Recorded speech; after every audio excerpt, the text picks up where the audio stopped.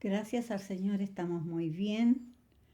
Ha sido un tiempo hermoso para nosotros como familia, poder deleitarnos en Él, confiar en Él, agradecer todos los días por sus bondades y sus grandes misericordias que ha tenido para con nosotros. La verdad es que todos los días estamos en compromisos, en reuniones con los hermanos, saludándolos. Es verdad, hace falta de vernos, de darnos la mano, estrecharnos, pero qué hermoso es que tenemos este medio donde podemos escucharnos, podemos mirarnos y saber que estamos bien. Gracias al Señor por todo lo que Él ha hecho en nosotros, en ustedes y con todo su pueblo. Creo que Dios ha sido grande en bondad y en misericordia. El Señor nos ha guardado a nosotros como familia, como a los hermanos en la comunidad.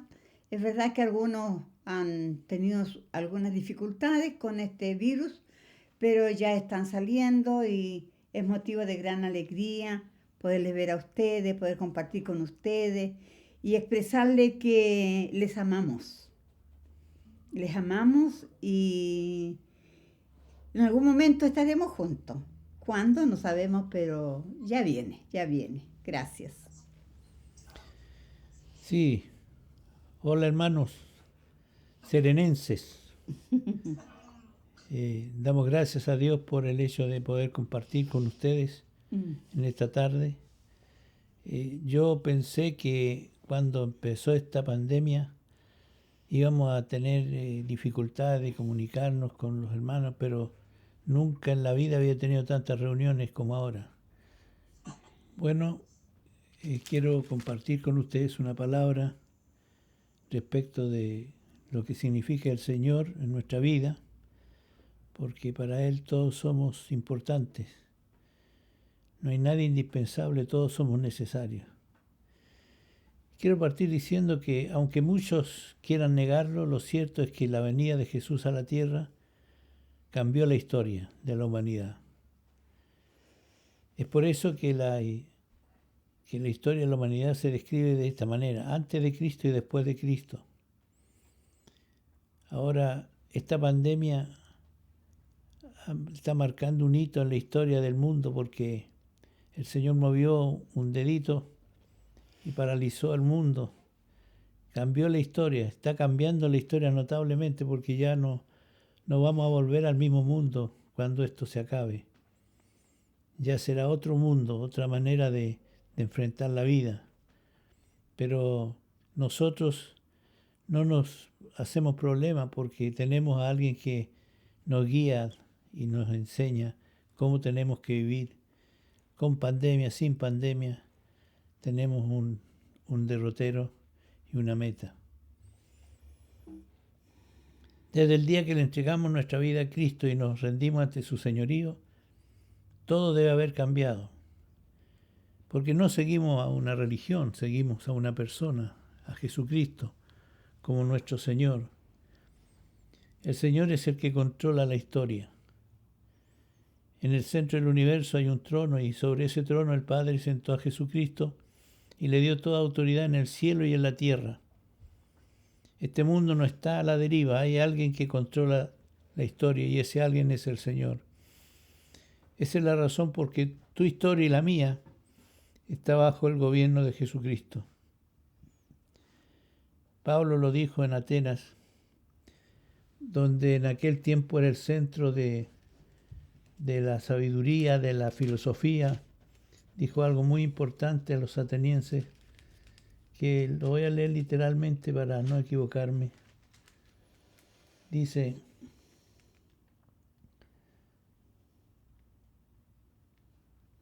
hablando del Dios no conocido o desconocido para los atenienses, vosotros adoráis a un Dios desconocido y yo, dice, voy a hablarles de ese Dios. Y dice: el Dios que hizo el mundo y todo lo que en él hay, puesto que es Señor del cielo y de la tierra, no mora en templos hechos por manos de hombres, ni es servido por manos humanas, como si necesitara de algo, puesto que Él da a todos vida y aliento y todas las cosas. Y de uno hizo todas las naciones del mundo para que habitaran sobre la faz de la tierra, habiendo determinado sus tiempos señalados y los límites de su habitación, para que buscaran a Dios y de alguna manera palpándole hallen, aunque no está lejos de ninguno de nosotros, porque en Él vivimos, nos movemos y existimos, así como algunos de vuestros mismos poetas han dicho, porque también nosotros somos linaje suyo. Aquí el apóstol Pablo está diciendo a los atenienses que el que fija los tiempos de nuestra habitación en la tierra es el Señor, porque Él es Señor del cielo y de la tierra. Él es el dueño y la máxima autoridad. Esto que acabo de leer tiene que ver con el hecho de que cada uno deberá dar cuenta de sus dichos y sus hechos al que es Señor de todo el universo. En Apocalipsis capítulo 20, versículo 11 al 15, dice algo muy serio que es importante leerlo también. Versículo 11 al 15. Y vi el cielo abierto, y aquí un caballo blanco, y el que lo montaba se llamaba Fiel y Verdadero, y con justicia juzga y hace la guerra. Sus ojos son como llama de fuego, y sobre su cabeza hay muchas diademas. Perdón, me equivoqué. Es 20:11, estaba leyendo 19. Y vi un gran trono blanco y el que estaba sentado, en cuya presencia huyeron la tierra y el cielo, y no se halló lugar para ellos. Y vi a los muertos grandes y pequeños, de pie delante del trono, y los libros fueron abiertos. Y otro libro fue abierto, que es el libro de la vida, y los muertos fueron juzgados por lo que estaba escrito en los libros, según sus obras. Y el mar entregó los muertos que estaban en él, y la muerte y el Hades entregaron a los muertos que estaban en ellos, fueron juzgados cada uno según sus obras. Y la muerte y el Hades fueron arrojados al lago de fuego. Esta es la muerte segunda, el lago de fuego. Y el que no se encontraba inscrito en el libro de la vida fue arrojado al lago de fuego. Aquí habla de libros y un libro.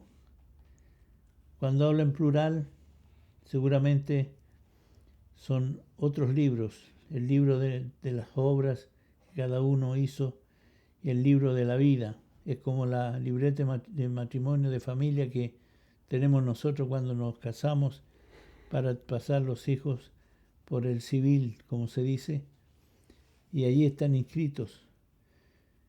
¿Tú tienes seguridad que tu nombre está escrito en el libro de la vida? Eso es lo más importante. Pero en aquel día se van a abrir los libros donde está todo registrado.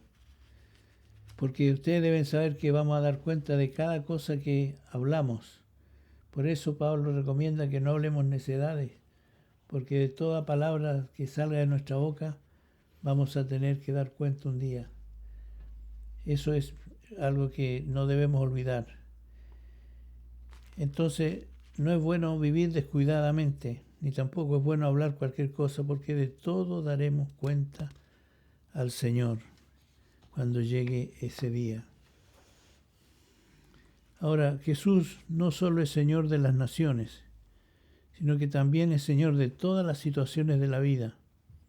No solo es Señor de los pueblos, también es Señor de toda complicación y situaciones difíciles.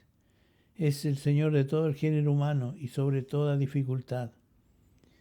También es Señor sobre el coronavirus. No se aflijan porque Él lo tiene controlado. Hasta qué punto permite Él que vayan las cosas es lo que solo Él sabe. Tenemos que entender que como Señor de la historia y del universo, Él tiene todo visto de antemano. Él no hace las cosas por casualidad. Además, Dios, el Padre, siempre nos favorece queriendo que apreciemos su proceso, hasta que podamos decir con propiedad, convicción y realidad, Jesús es el Señor de todo. De lo contrario, jamás llegaremos a esta dimensión de fe y de revelación a menos que aceptemos este proceso. Tenemos que dar gracias por todo, dice una porción de la Escritura. Y cuando damos gracias por todo, estamos reconociendo su soberanía, su derecho a gobernar. Vamos a ver que la revelación de su realidad vendrá en situaciones que no podemos imaginarnos ahora. De repente uno está metido en alguna situación que no entiende en el momento lo que pasa, lo que eso significa. Entonces, entre la visión de hoy y la realidad del mañana, debemos abrir nuestro corazón ante la poderosa mano de Dios que quiere formarnos, hasta que podamos decir en toda situación y circunstancia, Jesús es el Señor de todo. A veces nos cuesta entender lo que Dios tiene previsto para cada uno de nosotros, porque todos pasamos por cosas diferentes. Y vamos a leer en el capítulo 10 de los Hechos. Había en Cesarea un hombre llamado Cornelio, centurión de la cohorte llamada la Italiana, piadoso y temeroso de Dios, con toda su casa, que daba muchas limosnas al pueblo judío y oraba a Dios continuamente. Como a la hora 9 del día, vio claramente una visión a un ángel de Dios que entraba a donde él estaba y le decía, Cornelio. Mirándolo fijamente y atemorizado, Cornelio dijo, ¿qué quieres, Señor? Y él le dijo, tus oraciones y limosnas han ascendido como memorial delante de Dios. Despacha ahora a algunos hombres a Jope y manda a traer a un hombre llamado Simón, a quien se llama Pedro. Este se hospeda con un curtidor llamado Simón, cuya casa está junto al mar. Y después que el ángel que le hablaba se había ido, Cornelio llamó a los 2 de los criados y a un soldado piadoso de los que constantemente le servían. Y después de explicarle todo, los envió a Jope. Al día siguiente, mientras ellos iban por el camino y se acercaban a la ciudad, Pedro subió a la azotea a orar como a la hora sexta. Tuvo hambre y deseaba comer, pero mientras les preparaban algo de comer le sobrevino un éxtasis. Y vio el cielo abierto y un objeto semejante a un gran lienzo que descendía, bajado a la tierra por las 4 puntas. Había en él toda clase de cuadrúpedos y reptiles de la tierra y aves del cielo. Y oyó una voz, levántate, Pedro, mata y come. Mas Pedro dijo, de ninguna manera, Señor, porque yo jamás he comido nada impuro o inmundo. De nuevo, por segunda vez llegó a él una voz, lo que Dios había limpiado, no lo llames tú impuro. Y esto sucedió 3 veces, e inmediatamente el lienzo fue recogido al cielo. Aquí tenemos una historia muy linda y a la vez muy enseñadora.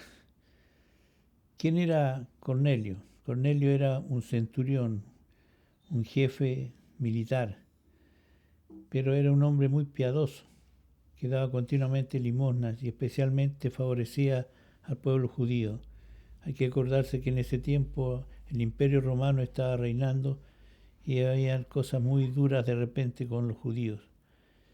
¿Y Pedro quién era? Pedro era un pescador judío que llegó a ser un gran apóstol del Señor. Cornelio, de acuerdo a la historia, era un gentil, es decir, no era judío. Todos los que no eran judíos se le llamaban gentil, pero que temía a Dios. Esto es muy destacable, no se dice en la historia de Cornelio cuándo y cómo conoció a Dios, dado el hecho que nadie había llegado a este hombre hablándole de Dios. Es una historia intrigante e interesante. Ahora, el comportamiento de Pedro como apóstol, el trato de Dios con él a través de la visión del lienzo que descendió del cielo, era una enseñanza bastante fuerte porque los judíos no comían ciertos tipos de animales y por eso él le dijo al Señor, lo curioso es que él reconoce a Jesús Señor y le dice, Señor, de ninguna manera voy a comer, porque nunca he comido nada inmundo y no lo voy a hacer ahora. Él no se daba cuenta con quién estaba tratando. Y el Señor insistió 3 veces con el lienzo y los animales. Y él no entendía mucho lo que estaba pasando. Claro, era las 12 del día, la hora sexta era las 12 del día. Tenía hambre, seguramente el olor de la comida que subía a la azotea desde donde cocinaban le llegó a su nariz y le dio más hambre. Y entonces de repente llegan estos hombres a buscarlo desde la casa de Cornelio y golpean la puerta y el Espíritu le dice a Pedro, tienes que bajar porque te vienen a buscar. No tienes que rechazar esta invitación.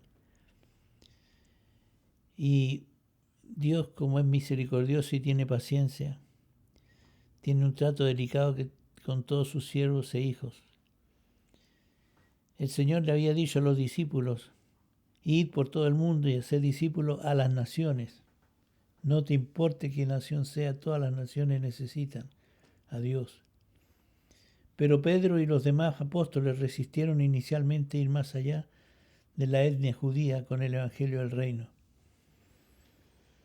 Finalmente, después de recibir una visión sobrenatural de parte del Señor, Pedro fue persuadido a ir a la casa de Cornelio. Cuando llegó, la presencia de Dios ya estaba allí en esa casa. Pedro fue asombrado. Si queremos aprender cómo evangelizar desde la casa, leamos este pasaje muchas veces porque Cornelio tenía tal interés en conocer más al Señor que convocó también a sus parientes, a sus amigos íntimos. Debe haber habido un número bastante considerable de personas. Y él se dio cuenta que el Señor estaba allí, pero hizo una declaración un poco fea para los demás. No saben cuán difícil y cuán ilícito es para un judío entrar en la casa de un gentil. O sea, ese fue un saludo nada agradable, pero era tal el deseo de Cornelio y de los que estaban allí de escuchar de Dios que pasaron por alto esa ofensa, porque realmente era una ofensa. Y cuando recibió la visión, ahora recién viene a darse cuenta. Cuando llegó allí, dice, ahora entiendo que Dios no hace acepción de personas, sino que en toda nación el que le teme y le hace lo justo, Él lo acepta. Vamos a leer un poco más. Mientras Pedro estaba perplejo pensando en lo que significaría la visión que había visto, he aquí, los hombres que habían sido enviados por Cornelio, después de haber preguntado por la casa de Simón, aparecieron a la puerta. Y llamando, preguntaron si allí se hospedaba Simón, el que también se llamaba Pedro. Y mientras Pedro meditaba sobre la visión, el Espíritu le dijo, mira, 3 hombres te buscan. Levántate, pues desciende y no dudes en acompañarlos, porque yo los he enviado. Pedro descendió a donde estaban los hombres y le dijo, he aquí, yo soy el que buscáis. ¿Cuál es la causa por la que habéis venido? Y ellos dijeron, a Cornelio el centurión, un hombre justo y temeroso de Dios, y que es muy estimado por toda la nación de los judíos. Le fue ordenado por un santo ángel que te hiciera venir a su casa para oír tus palabras. Entonces los invitó a entrar y los hospedó. Al día siguiente se levantó y fue con ellos, y algunos de los hermanos de Jope le acompañaron. Desde el 23. Por tanto, envié por ti al instante y has hecho bien en venir. Ahora, pues, todos nosotros estamos aquí presentes delante de Dios para oír todo lo que el Señor te ha mandado. Entonces Pedro, abriendo la boca, dijo, Ciertamente ahora entiendo que Dios no hace acepción de personas, sino que en toda nación el que le teme y hace lo justo es acepto. El mensaje que Él envió a los hijos de Israel, predicando paz por medio de Jesucristo, que Él es Señor de todos, vosotros mismos sabéis lo que ocurrió en toda Judea, comenzando desde Galilea, después del bautismo que Juan predicó. Vosotros sabéis cómo Dios ungió a Jesús de Nazaret con el Espíritu Santo y con poder, el cual anduvo haciendo bien y sanando a todos los oprimidos por el diablo, porque Dios estaba con él. Y nosotros somos testigos de todas las cosas que hizo en la tierra de los judíos y en Jerusalén, y también le dieron muerte colgándolo en una cruz. A este Dios le resucitó al tercer día e hizo que se manifestara, no a todo el pueblo, sino a los testigos que fueron escogidos de antemano por Dios, es decir, a nosotros, que comimos y bebimos con Él después que resucitó de los muertos. Y nos mandó a predicar al pueblo y testificar con toda solemnidad que este Jesús es el que Dios ha designado como juez de los vivos y de los muertos. De este dan testimonio todos los profetas de que por su nombre todo el que cree en Él recibe el perdón de los pecados. Veamos lo que nos dicen los versos 34 y 35 que ya fue leído. Entonces Pedro, abriendo la boca, dijo: ciertamente, ahora entiendo que Dios no hace acepción de personas, sino que en toda nación el que le teme y hace lo justo es acepto. ¿Qué entendimiento le vino a Pedro? Ahora entiendo. Ahora me doy cuenta de qué se trataba la visión que el Señor le mostró. Ahora, si nosotros pensamos un poco, la jornada de Pedro no fue solo de Jope a Cesarea. Había comenzado en la barca de su padre a orillas del mar de Galilea. Desde el momento que Jesús le llamó diciéndole: sígueme y yo te haré pescador de hombres. Él estaba con su hermano, así que le dijo a los dos que le siguieran. Y la verdad es que un pescador, ¿qué sabe? Un pescador sabe de pesca, de redes, de barco, de todo aquello que tiene que ver con la pesca. Cuando Jesús le dijo a ellos: yo los haré pescadores de hombres, ¿se imaginan ustedes lo que pasó por su mente? Tal vez se imaginaron un hombre metido en una red o un anzuelo en la boca, porque era todo lo que ellos conocían. No dijeron nada, pero se quedaron con esa palabra que Jesús le dijo. Desde Galilea hasta Jope, Pedro fue preparado para un momento de revelación que desataría el Evangelio en toda una nueva raza y nación. Jesús le había dicho en Mateo 16 que Él le entregaba las llaves del reino. Y cuando fue el día de Pentecostés y se manifestó el Espíritu Santo, Pedro abrió la primera puerta para los judíos. La llave del reino fue abierta allí para todos los judíos. Y ahora en la casa de Cornelio se abría para todos los que no eran judíos. Dios es maravilloso y tiene planes perfectos.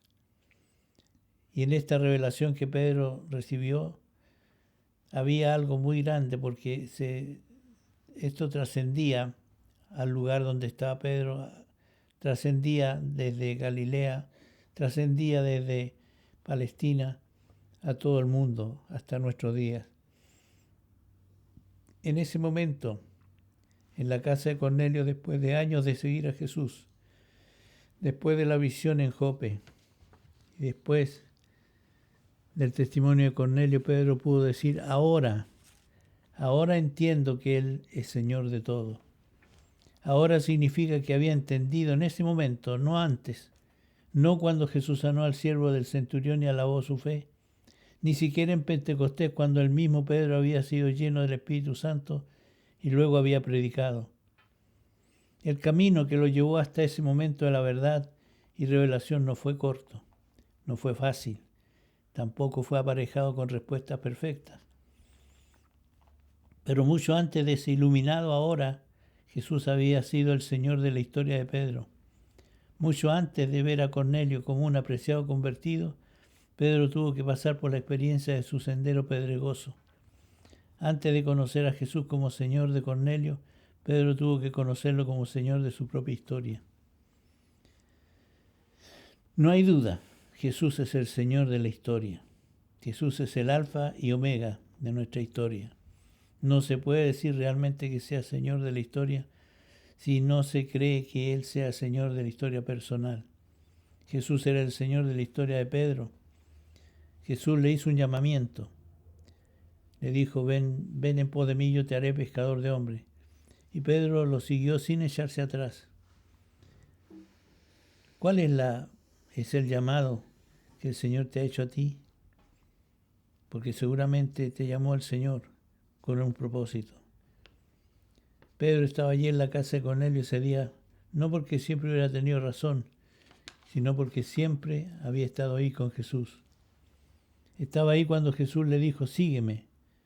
No era gran cosa, era un pescador, pero estaba ahí.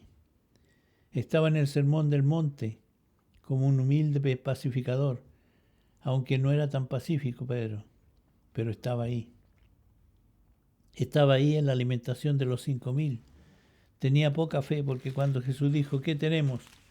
Los discípulos dijeron, tenemos 5 panes y 2 pescados. Jesús les dijo, denle de comer ustedes. Y ellos dijeron, pero esto no se puede comprar alimento para tanta gente. Pongan en mi mano lo que tienen. Y le trajeron los 5 panes y los 2 pescados. Y Jesús oró al Padre y fueron multiplicados. Qué tremendo milagro. Él le daba a los discípulos y el pan no se acababa, ni el pescado tampoco. Y además sobraron 12 cestas llenas de pan. Allí estaba Jesús en la alimentación de los 5,000. Tenía poca fe, pero estaba ahí. Estaba en el monte de la transfiguración. Habló fuera de tiempo, que el Padre tuvo que hacerlo callar un poco. Él quería hacer 3 enramadas, pero Dios el Padre dijo, ustedes tienen que oír a mi Hijo. Él es mi Hijo amado. A Él oíd. Estaba ahí en el aposento alto, cuando Jesús le lavó los pies a los discípulos.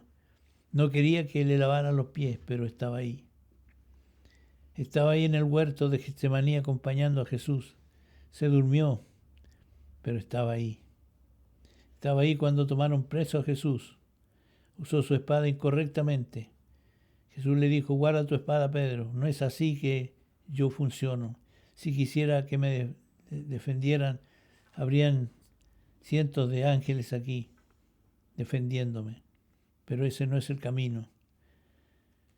Estaba ahí en el juicio de Jesús. Mintió, negó, juró, lloró, pero estaba ahí, mirando de lejos a Jesús.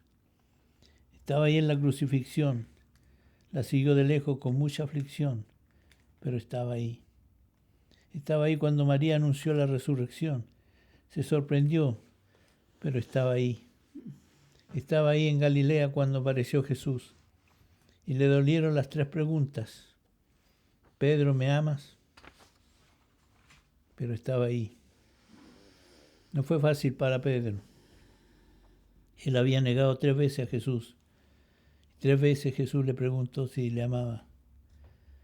No era un desquite de Jesús, sino que era una cosa que Pedro tenía que entender. ¿Y cuál era esa cosa? Después que le decía a Pedro, si te amo, Señor, él le decía, apacienta mis ovejas, apacienta mis corderos. ¿Qué quería decir con eso? Que no tiene ninguna garantía el Señor con nosotros, sino que le amemos de verdad. Si le amamos de verdad, vamos a cumplir con lo que Él nos está pidiendo. Estaba en la ascensión y la gran comisión, cuando Jesús se despedía de ellos. No entendía plenamente todo lo que estaba pasando, pero estaba ahí en Pentecostés, ebrio de alegría y de poder. Gloria a Dios que estaba ahí. y estaba ahí en la casa de Cornelio. No era su costumbre entrar a la casa de un gentil, pero estaba ahí, obedeciendo al Señor. Pedro no siempre tenía la razón, la verdad casi nunca la tenía, pero no se iba, estaba siempre ahí generalmente, no se iba, porque fue tratado fuerte por el Señor. Un día que dijo, no vayas a Jerusalén, no te acontezca a ti, Señor, que te vayan a crucificar. Y él le dijo, apártate de mí, Satanás, porque me eres estorbo. Pero Jesús no se refería a Pedro, se refería a Satanás, que estaba detrás de esa reflexión. Es importante ver la historia de Pedro, pero tenemos que ver nuestra propia historia. Pedro estaba ahí primero y tenía que ser corregido siempre, pero nunca se hubiera rectificado si no hubiera estado ahí. Porque estuvo ahí en la casa de Cornelio y pudo decir, ahora entiendo. No se llega a ese ahí porque se tenga siempre la razón, se llega ahí porque se está siempre dispuesto. No se llega ahí solo oyendo, se llega ahí obedeciendo a Jesús. Si estás ahí con Él, Él te puede enderezar. Si no estás ahí donde deberías estar, jamás entenderás. La comprensión no viene solo por oír, sino por obediencia. Otra vez reitero, Jesús es Señor de la historia. Si lo sigues, cuando Él te llama, te reprenderá cuando estés mal. Pero porque estás ahí, te amará por eso. Yo prefiero estar en la presencia de Jesús y que me reprenda que no estar ahí. Jesús es el Señor de mi jornada. Le debo mi historia. Tomé el sendero y Él tomó mis pecados. Yo no estaba físicamente en Galilea, ni en el Calvario, ni en la Pascua o Pentecostés, pero en mi propio proceso histórico estaba ahí. En el año 1960, cuando apenas tenía 14 años, Dios me habló a través de un siervo suyo de Noruega en una gran conferencia y estaba ahí. En el año 61 nuevamente el Señor me habló, esta vez por un siervo de Dios venido de Suecia, y me dijo lo mismo que el anterior, y yo estaba ahí. Ese mismo año, en una serie de reuniones que estaban habiendo en Concepción, a raíz de la visita de un hombre de Dios de Estados Unidos, que predicó toda una semana del Espíritu Santo, yo fui lleno del Espíritu porque estaba ahí. En el año 62, estando en una sencilla vigilia, el Señor me habló directamente a mí las mismas cosas que me había dicho a través de los hombres que mencioné, y yo estaba ahí. En el año 68, estando en otra vigilia que duró 25 horas, en bus de vuelta a casa, el Señor me confronta con el llamado a servirle con todo mi tiempo. Y ahí estaba yo. El año 71, en un encuentro a nivel nacional, fui sorprendido al ser elegido para coordinar un trabajo de evangelismo a nivel nacional llamado Evangelismo a Fondo. No entendía por qué estaba en eso, pero estaba ahí. El año 72, estando en un trabajo a nivel nacional, el Señor me fue cambiando la visión de su persona y de su reino, y yo estaba allí. A partir de esa experiencia transformadora, enfrenté la década del 70, la más dura de mi vida, pero estaba ahí. Todos estos años, en la extensión de su reino, he querido estar ahí. Ahora entiendo que si uno no está en el lugar correcto y atendiendo a la voz de Jesús, no va a avanzar en su vida y madurez. Necesitamos estar ahí cuando Él nos requiera. Queridos hermanos, no sé cuál es tu historia, no sé cuál es tu realidad, no sé cuál es tu pasar en este momento, pero quiero decirte que vale la pena estar en Jesús, vale la pena estar ahí donde Él nos quiere tener, para servirle, para honrarle. Nunca te aflijas de tal manera y digas, ¿por qué a mí me pasan estas cosas? En algún momento tuve la tentación de decirle al Señor eso, pero estamos donde estamos porque Él nos ha puesto. Vive donde vive porque Él te dio la oportunidad de vivir allí. Trabaja donde trabaja porque Él te dio la oportunidad de trabajar ahí. Estudia donde estudia porque Dios te dio la oportunidad de estar ahí. Tienes una familia porque Dios te dio esa familia. Tienes muchas cosas que Dios te las dio. Pero lo más que quiere el Señor es que estemos atentos a su voz para hacer lo que Él quiere que hagamos. No hagamos las cosas a nuestra pinta. Dejemos que Él nos guíe para que su voluntad se realice en nuestra vida. Así que quiero dejarles esta palabra y ojalá que podamos entender como Pedro. Ahora entiendo lo que Dios quiere conmigo. Y si lo entiendes, ora a Él y dile cuánto anhelas hacer su voluntad. Y el Espíritu Santo te va a guiar a toda la verdad, porque para eso está en nuestra vida. Ahora, antes de terminar, quiero orar con ustedes para animarles en medio de esta pandemia. Ha habido mucha tristeza para algunos, mucho dolor para otros, mucha desesperanza para otros. Pero nosotros sabemos que quién maneja todas las cosas. Y por eso quiero orar para que venga la esperanza, venga la fe, venga la visión clara de que Jesús quiere lo mejor para nuestra vida y que Él también cure los cuerpos enfermos. Vamos a orar por los enfermos también. Padre, en el nombre de Jesús, queremos darte gracias por tu gran amor y misericordia. Gracias por tu gran poder. Señor, estamos delante de ti. Tú eres el alfa y la omega, el principio y el fin. Tú sabes y conoces cada paso de nuestra vida y tienes en tu mano la historia de cada uno de nosotros. Señor, quiero orar por cada persona que está escuchando esta palabra. Te ruego que le lleves a entender lo que nunca entendió, que tú le amas y que quieres lo mejor para su vida. Señor amado, por favor, opera un cambio profundo en cada uno de nosotros, cambio que nos acerque a ti, a tu imagen, a tu persona. Señor, no queremos andar de acuerdo a nuestros propios caminos, sino de acuerdo a tu voluntad. Te ruego que recibas la vida de alguno que esté dispuesto a entregarse a ti en este momento, que pueda recibirte, que pueda empezar a conocerte y amarte como tú anhelas que sea, Señor. Muchas gracias por este momento. Gracias. Señor, también quiero poner delante de ti a todos los que están enfermos. Sí, Señor.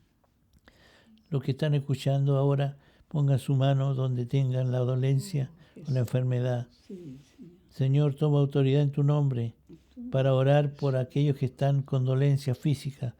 En tu nombre ahora reprendo y ato y cancelo toda enfermedad, cualquiera sea su origen, en el nombre de Jesús. No hay nada imposible para el Señor. Declaro salud y vida de Cristo para estos cuerpos que están afectados. En el nombre de Jesús, en el nombre de Jesús, recibe salud y vida de Cristo para gloria de su nombre y para descanso de tu cuerpo. En el nombre glorioso de Jesús. Gracias, Señor. Amén.